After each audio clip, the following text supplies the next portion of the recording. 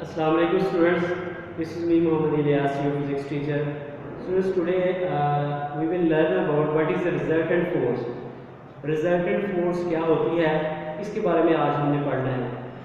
तो students, resultant force वो force है जिसका इफेक्ट जमा होने वाली तमाम फोर्सेस के बराबर होता है.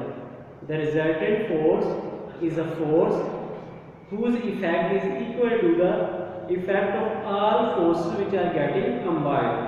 उनके बराबर होता है. स्टूडेंट्स, फोर्स हमें पता है कि एक वेक्टर क्वांटिटी है. तो वेक्टर्स को मैथ के असूलों के मुताबिक ऐड नहीं किया जा सकता. इसको ऐड करने के लिए हमें ग्राफिकल मेथड यूज करना पड़ता है, जिसको हेड टू टेल रूल का नाम दिया जाता है. हेड टू टेल, इसका मतलब होता है हेड को हेड से और टेल को टेल से. यानी हेड टू टेल.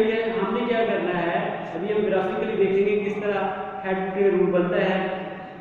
कि हमने पहले वेक्टर की जो हेड होती है वो लास्ट वेक्टर की टेल से मिलानी होती है, और रिजल्टेंट वेक्टर इस तरह ड्रा करते हैं कि उसकी टेल पहले वेक्टर के साथ और उसकी हेड लास्ट वेक्टर के साथ मिले.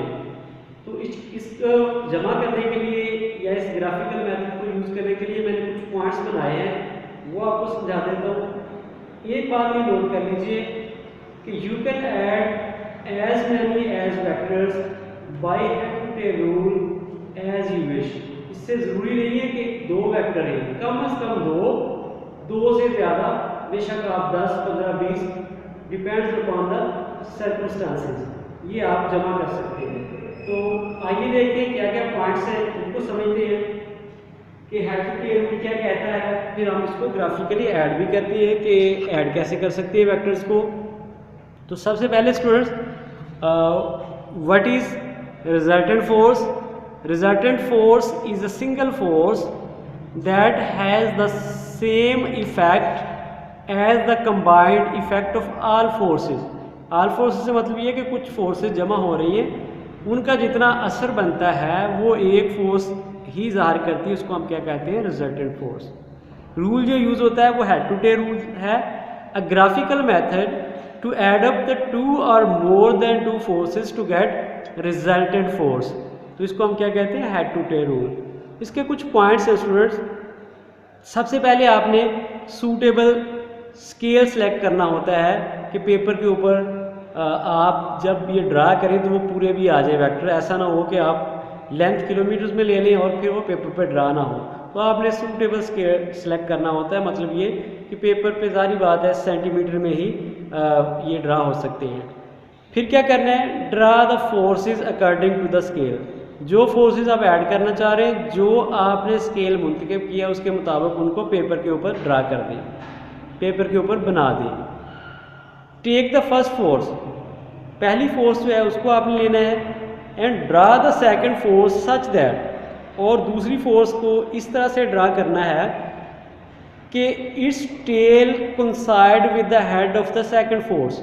यानी पहली फोर्स का जो हेड होगा वो सेकंड फोर्स की टेल के साथ कोइंसाइड करे.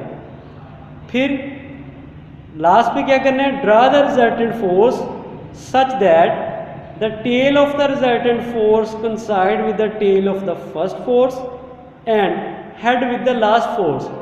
स्टूडेंट्स, इस तरह से कि आपके पास दो फोर्सेस हैं, एक फोर्स है वेक्टर ए और दूसरी वेक्टर बी.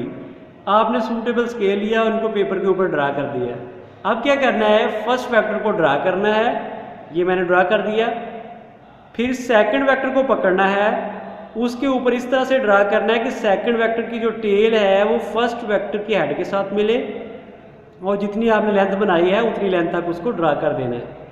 लास्ट पे क्या करना है, रिजल्टेंट वेक्टर जो कि आर है उसको इस तरह से ड्रा करना है कि पहले वेक्टर के साथ उसकी टेल हो और लास्ट वेक्टर के साथ उसकी हेड हो. तो ये जो ब्लैक कलर का वेक्टर बना है आर, ये भी एक फोर्स है. इसका जो इफेक्ट है, इसकी जो वैल्यू है वो दोनों वेक्टर्स जो ऐड हुए हैं उनके बराबर है. तो इसको हम हेड टू टेल रूल कहते हैं. मैंने आपको बताया कि आप इसके मुताबिक 1, 2, और 2 से ज़्यादा जितने चाहे वेक्टर ऐड कर सकते हैं। तरीकाकार यही है कि जब रिजल्टेंट ड्रा करना है तो उसकी टेल यहाँ पे हो और हेड लास्ट वाले वेक्टर के साथ कंसाइड करें। Students, this was your today's lecture. आपको समझ आ गई होगी। ये बहुत इंपॉर्टेंट आर्टिकल है, इसको समझना है। अगर कोई पॉइंट हो तो ज़रूर पूछना है। बहुत शुक्रिया। अल्लाह हाफिज़।